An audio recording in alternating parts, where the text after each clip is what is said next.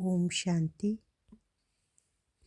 आज 22 जनवरी 2025 की साकार मधुर महावाक्य है।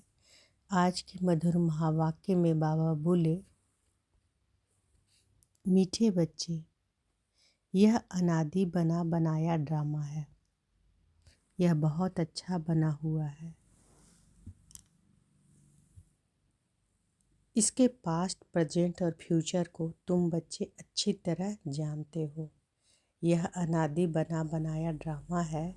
यह बहुत अच्छा बना हुआ है। इसके पास्ट, प्रेजेंट और फ्यूचर को तुम अच्छी तरह जानते हो। प्रश्न है, किस कशिश के आधार पर सभी आत्माएं तुम्हारे पास खिंचती आएंगी?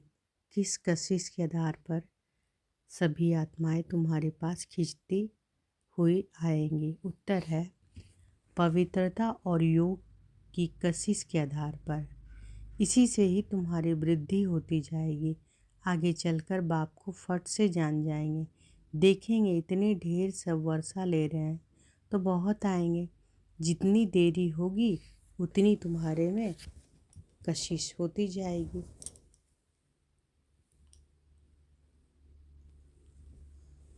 तो किस कशिश के आधार पर सभी आत्माएं तुम्हारे पास खिंचती हुई आएंगी? पवित्रता और योग की कशिश के आधार पर।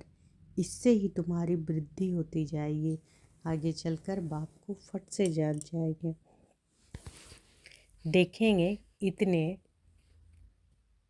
ढेर सब वर्षा ले रहे हैं तो बहुत आएंगे। जितनी देरी होगी उतनी तुम्हारे में कशिश होती जाएगी। ओम शांति। रूहानी बच्चों को यह तो मालूम है कि हम आत्माएं परम धाम से आती है।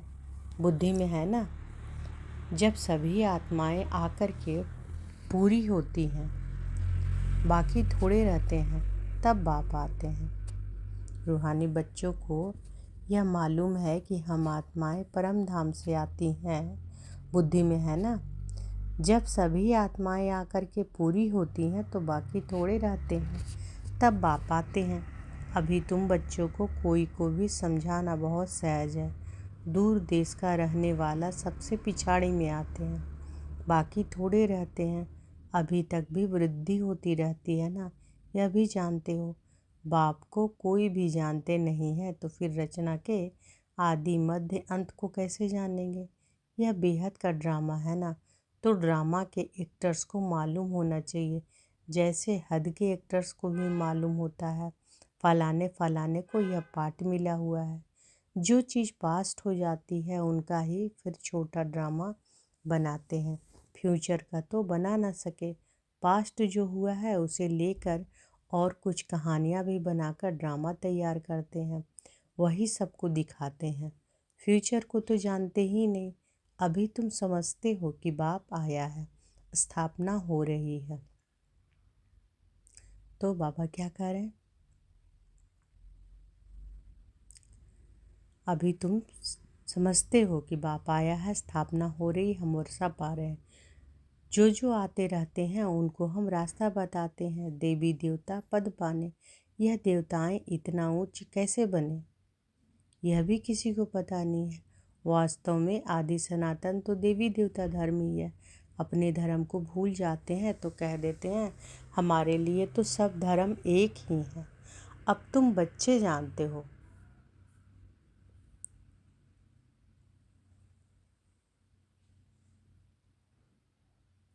तो बाबा क्या कह रहे हैं कि रूहानी बच्चों को तो मालूम है कि हम आत्माएं परम धाम से आती हैं। ये बात बुद्धि में है ना, जब सभी आत्माएं आकर के पूरी होती हैं, बाकी जब थोड़े रह जाते हैं तब बाबा आते हैं, बाप आते हैं। बाबा कहते हैं अभी तुम बच्चों को किसी को भी समझाना बहुत सहज है। दूर देश का रहने वाला सबसे पिछाड़ी में आते, बाकी थोड़े रहते हैं। अभी तक भी वृद्धि होती रहती है ना, यह भी जानते हो। बाप को कोई भी जानते नहीं, फिर रचना के आदि मध्य अंत को कैसे जानेंगे जब बाप को ही नहीं जानते? यह बेहद का ड्रामा है ना। बाबा कहते हैं यह बेहद का ड्रामा है ना। तो ड्रामा के एक्टर्स को मालूम होना चाहिए, जैसे हद के एक्टर्स को मालूम होता है कि फलाने फलाने को यह पार्ट मिला हुआ है। जो चीज़ पास्ट हो जाती है उनका ही फिर छोटा ड्रामा बनाते हैं। फ्यूचर का तो बना ना सके, पास्ट जो हुआ है उसे लेकर कुछ कहानियाँ भी बनाकर ड्रामा तैयार करते हैं, वही सबको दिखाते हैं। फ्यूचर को तो जानते ही नहीं। अभी तुम समझते हो अभी तुम समझते हो कि बाप आया है, स्थापना हो रही है, हम वर्षा पा रहे हैं। जो जो आते रहते हैं उनको हम रास्ता बताते हैं, देवी देवता पद पाने का बताते हैं ना हम सब। यह देवताएं इतना ऊंच कैसे बने यह देवताएं इतना ऊंच कैसे बने, बताते हैं ना कि देवी देवता पाने के लिए किया, देवताएं इतना ऊंच क्या पद कैसे पाए, यह भी किसी को पता नहीं था। वास्तव में आदि सनातन देवी देवता धर्म ही है। अपने धर्म को भूल जाते हैं तो कह देते हैं हमारे लिए तो सब धर्म एक ही है। बाबा कहते हैं कि अब तुम बच्चे जानते हो कि बाबा हमको पढ़ा रहा है। बाप के डायरेक्शन से ही चित्र आदि बनाए जाते हैं। बाबा दिव्य दृष्टि से चित्र बनवाते थे, कोई तो फिर अपने बुद्धि से भी बनाते हैं। बच्चों को यह भी समझाया है, यह जरूर लिखो, पाठधारी एक्टर्स तो हैं परंतु क्रिएटर डायरेक्टर आदि को कोई नहीं जानते। बाप अब नए धर्म की स्थापना कर रहे हैं, पुराने से नई दुनिया बननी है, यह भी बुद्धि में रहना चाहिए। पुरानी दुनिया में ही बाप आकर के तुमको ब्राह्मण बनाते हैं, ब्राह्मण ही फिर देवता बनेंगे। युक्ति देखो कैसे अच्छी है। भल यह है अनादि बना बनाया ड्रामा, परंतु बना बहुत अच्छा है। बाप कहते हैं कि तुमको गुह्य गुह्य बातें नित्य सुनाता रहता हूँ। जब विनाश शुरू होगा तो तुम बच्चों को पास्ट की सारी हिस्ट्री मालूम होगी। फिर सतयुग में जाएंगे तो पास्ट की हिस्ट्री कुछ भी याद नहीं रहेगी। प्रैक्टिकल एक्ट करते रहते हो, पास्ट का किसी को सुनाएंगे? यह लक्ष्मी नारायण पास्ट को बिल्कुल जानते नहीं। तुम्हारी बुद्धि में तो पास्ट प्रेजेंट फ्यूचर सब है। कैसे विनाश होगा, कैसे राजाई होगी, कैसे महल बनेंगे तो जरूर ना। स्वर्ग की सीन सिनरियाँ ही अलग है।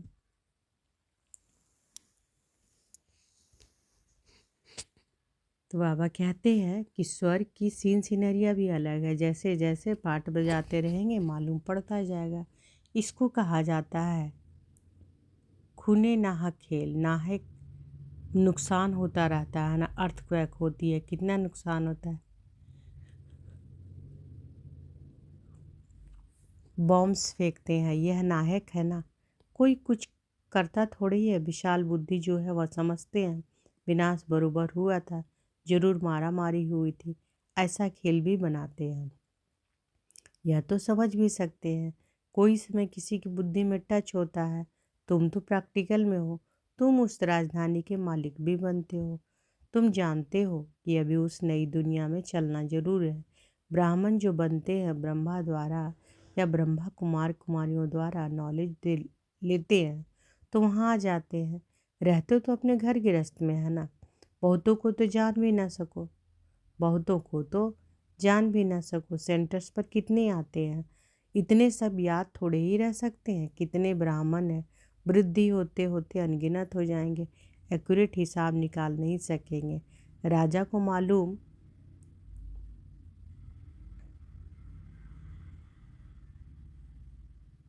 थोड़े ही पड़ता है। एक्यूरेट हमारी प्रजा कितनी है, भल आदमशुमारी आदि निकालते हैं, फिर भी फर्क पड़ जाता है।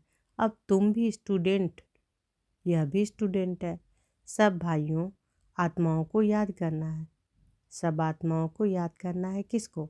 एक बाप को। छोटे बच्चे को भी सिखलाया जाता है कि बाबा बाबा कहो। यह भी तुम जानते हो कि आगे चलकर बाप को फट से जान जाएंगे। देखेंगे इतने ढेर सब वर्षा ले रहे हैं तो बहुत आएंगे। जितनी देरी होगी उतना तुम्हारे में कशिश होती जाएगी। पवित्र होने से कशिश होती है।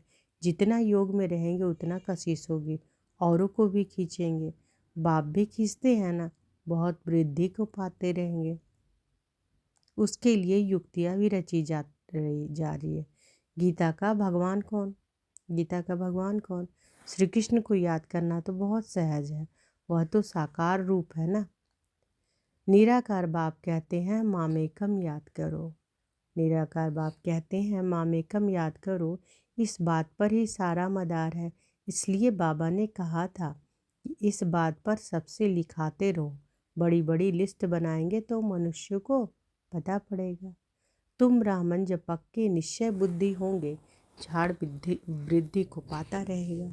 माया के तूफान भी पिछाड़ी तक चलेंगे। विजय पाली फिर न पुरुषार्थ रहेगा न माया रहेगी। याद में भी बहुत करके हारते हैं। जितना तुम योग में मजबूत रहेंगे उतना हारेंगे नहीं। यह राजधानी स्थापन हो रही है। बच्चों को निश्चय है कि हमारी राजाई होगी। फिर हम हीरे जवाहर कहाँ से लाएंगे? खानियाँ सब कहाँ से आएंगी? यह सब थे तो सही ना। इसे मूंझने की तो बात ही नहीं। जो होना है सो प्रैक्टिकल में देखेंगे। स्वर्ग बनना तो जरूर है। जो अच्छी रीति पढ़ते हैं उन्हों को निश्चय रहेगा, हम जाकर भविष्य में प्रिंस बनूंगा, हीरे जवाहरों के महल होंगे। यह निश्चय भी सर्विसेबल बच्चों को ही होगा। जो कम पद पाने वाले होंगे उनको तो कभी ऐसे से ख्याल आएंगे ही नहीं कि हम महल आदि कैसे बनाएंगे। जो बहुत सर्विस करेंगे वही महलों में जाएंगे ना। दास दासियां तो तैयार मिलेंगे। सर्विसेबल बच्चों को ऐसे ऐसे ख्याल आएंगे। बच्चे भी समझते हैं कौन कौन अच्छी सर्विस करने वाले। हम तो पढ़े हुए के आगे भरी ढोएंगे। जैसे यह बाबा है, बाबा का ख्यालात रहती है ना। बूढ़ा और बालक समान हो गया, इसलिए इनकी एक्टिविटी भी बचपन मिसल होती है। बाबा की तो एक ही एक्ट है, बच्चों को पढ़ाना सिखलाना। विजय माला का दाना बनना है तो पुरुषार्थ भी बहुत चाहिए। बहुत मीठा बनना है, श्रीमत पर चलना पड़े तभी उच्च बनेंगे। यह तो समझ की बात है ना। बाप कहते हैं हम जो सुनाते उस पर जज करो। आगे चलकर और भी तुमको साक्षात्कार होता रहेगा। नज़दीक आते रहेंगे तो याद आती रहेगी। 5000 वर्ष हुए हैं अपनी राजधानी से लौटे हैं। 84 जन्मों का चक्र लगाकर आए हैं। जैसे वास्को डी गामा के लिए कहते हैं वर्ल्ड का चक्र लगाया। तुमने इस वर्ल्ड में 84 का चक्र लगाया है। वो वास्को डी गामा एक गया ना। वो वास्को डी गामा एक गया ना, यह भी एक है जो तुमको 84 जन्मों का राज समझाते हैं। डिनास्टी चलती है तो अपने अंदर देखना है। हमारे में कोई देह अभिमान तो नहीं है। फंक तो नहीं हो जाते हैं, कहाँ बिगड़ते तो नहीं हैं। तो क्या देखना है कि हमारे में कोई देह अभिमान तो नहीं है, फंक तो नहीं हो जाते हैं, कहाँ बिगड़ते तो नहीं हैं। तुम योग बल में होंगे, शिव बाबा को याद करते रहेंगे, तुमको कोई भी चमाट आदि मार नहीं सकेंगे। तो बाबा क्या कह रहे हैं कि तुम योग बल में होंगे, शिव बाबा को याद करते रहेंगे तो तुमको कोई भी चमाट आदि मार नहीं सकेंगे। योग बल ही ढाल है, कोई कुछ कर भी नहीं सकेंगे। अगर कोई चोट खाते हैं तो जरूर देह अभिमान है। देही अभिमानी को चोट कोई मार ना सके। भूल अपनी ही होती है। विवेक ऐसा कहता है कि देही अभिमानी को कोई कुछ भी कर ना सकेंगे। इसलिए कोशिश करना है देही अभिमानी बनने की। सबको पैगाम भी देना है। भगवान वाच मन मना भव। कौन सा भगवान? यह भी तुम बच्चों को समझाना है। बस इस एक ही बात में तुम्हारी विजय होनी है। सारी दुनिया में मनुष्यों की बुद्धि में श्री कृष्ण भगवान वाच है। जब तुम समझाते हो तो कहते हैं बात तो बरोबर है, परंतु जब तुम्हारे मुवाफिक समझे तब कहें बाबा जो सिखलाते हैं वह ठीक है। श्री कृष्ण थोड़े ही कहेंगे मैं ऐसा हूँ, मेरे को कोई जान नहीं सकते। श्री कृष्ण को तो सब जान लेवे। ऐसे भी नहीं है कि श्री कृष्ण के तन से भगवान कहते हैं, नहीं। श्री कृष्ण तो होता ही है सतयुग में, वहाँ कैसे भगवान आएंगे? भगवान तो आते ही हैं पुरुषोत्तम संगम युग पर। तो तुम बच्चों बहुत से लिखाते हो, तुम बच्चे बहुतों से लिखाते जाओ। तुम्हारी ऐसी बड़ी चौपड़ी छपी हुई होनी चाहिए, उसमें सबकी लिखत हो। जब देखेंगे यह तो इतने सब ने ऐसे लिखा है, तो खुद भी लिखेंगे, फिर तुम्हारे पास बहुतों की लिखत हो जाएगी। गीता का भगवान कौन? ऊपर में लिखा हुआ है, ऊंचे ते ऊंच बाप ही है। श्री कृष्ण तो ऊंची तो ऊंच है नहीं, वह कह ना सके कि मामेकम याद करो। ब्रह्मा से भी ऊंचे ते ऊंच भगवान है ना। मुख्य बात भी यह है जिसमें सबको दिवाला निकल जाएगा। बाबा कोई ऐसे नहीं कहते हैं कि यहाँ बैठना है, नहीं। सतगुरु को अपना बनाए, फिर अपने घर में जाकर रहो। तो बाबा क्या कहते हैं कि बाबा कोई ऐसा नहीं कहते कि यहाँ बैठना है, नहीं। सतगुरु को अपना बनाए और अपने घर में जाकर रहो, फिर अपने घर में जाकर रहो। शुरू में तो तुम्हारी भट्ठी थी, शास्त्रों में भी भट्ठी की बात है, परंतु भट्ठी किसको कहा जाता है यह कोई नहीं जानते हैं। भट्ठी होती है ईंटों की, उसमें कोई पक्की कोई खंजर निकलती है। यहाँ भी देखो सोना है नहीं, बाकी भीतर ठीक कर है। पुरानी चीज़ का मान बहुत है। शिव बाबा का देवताओं का भी मान है ना। सतयुग में तो मान की बात ही नहीं, वहाँ थोड़े ही पुरानी चीज़ें बैठ ढूंढते हैं। वहाँ पेट भरा हुआ रहता है, ढूंढने की दरकार नहीं रहती। तुमको खोदना करना नहीं पड़ता। द्वापर के बाद खोदना शुरू करेंगे, मकान बनाते हैं, कुछ निकल आता है तो समझते हैं नीचे कुछ है। सतयुग में तुमको कोई परवाह नहीं, वहाँ तो सोना ही सोना होता है। ईंट ही सोने की होती है। कल पहले जो हुआ था, जो नींद है वही साक्षात्कार होता है। आत्माओं को बुलाया जाता है, वह भी ड्रामा में नींद है। इसमें मूंझने की दरकार नहीं।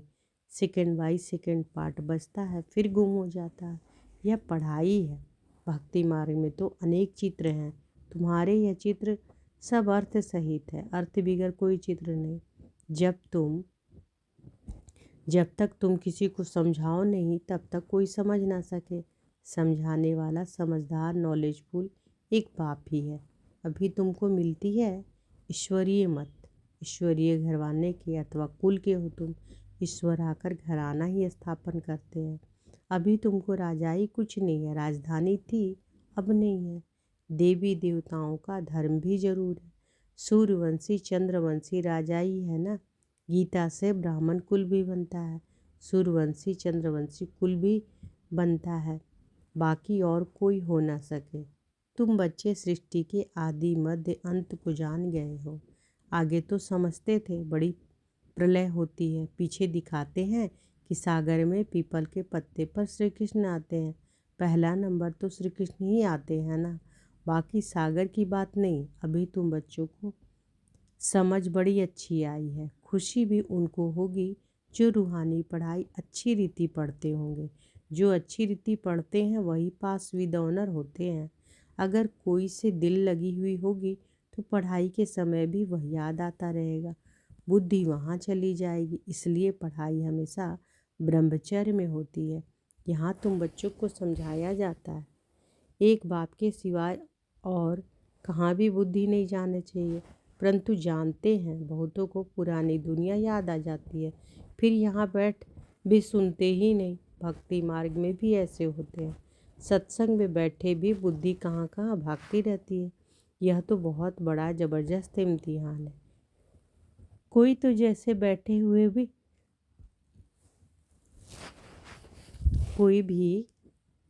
कोई तो यहाँ बैठे हुए भी सुनते नहीं। बाबा कह रहे हैं कि जैसे भक्ति मार्ग में सत्संग में बैठे बुद्धि कहाँ कहाँ भागती रहती है, तो यह तो बहुत बड़ा ज़बरदस्त इम्तिहान है। कोई तो जैसे बैठे हुए भी सुनते नहीं हैं। कई बच्चों को तो खुशी होती है, सामने खुशी में झूलते रहेंगे, बुद्धि बाप के साथ होगी, फिर अंतमति सुगति हो जाएगी। इसके लिए बहुत अच्छा पुरुषार्थ करना है। यहाँ तो तुमको बहुत धन मिलता है। अच्छा, मीठे मीठे सिकिला दे बच्चों प्रति माता पिता बाप दादा का याद प्यार और गुड मॉर्निंग। रूहानी बाप की रूहानी बच्चों को नमस्ते। हम सब रूहानी बच्चों की रूहानी माता पिता बाप दादा को याद प्यार गुड मॉर्निंग और नमस्ते नमस्ते नमस्ते। शुक्रिया बाबा, शुक्रिया। धारणा के लिए मुख्य सार पहला है, विजय माला का दाना बनने के लिए बहुत अच्छा पुरुषार्थ करना है। विजय माला का दाना बनने के लिए बहुत अच्छा पुरुषार्थ करना है, बहुत मीठा बनना है, श्रीमत पर चलना है।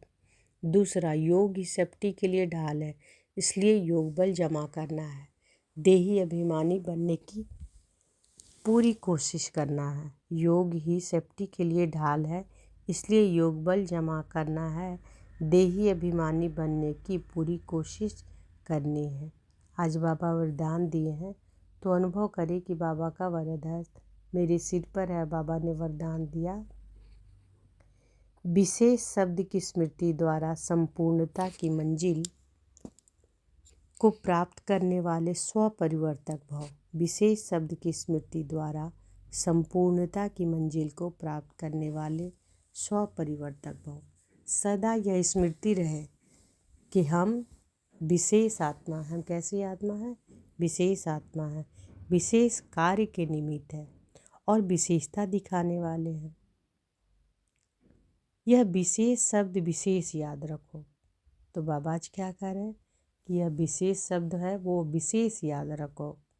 बोलना भी विशेष, सोचना भी विशेष, देखना भी विशेष, करना भी विशेष। हर बात में यह विशेष शब्द लाने से सहज स्वपरिवर्तक विश्व परिवर्तक बन जाएंगे। तो बाबा क्या कह रहे हैं कि सदा यह स्मृति रहे कि हम कैसी आत्माएं हैं? विशेष आत्मा है ना। तो विशेष कार्य के निमित्त है और विशेषता दिखाने वाले हैं।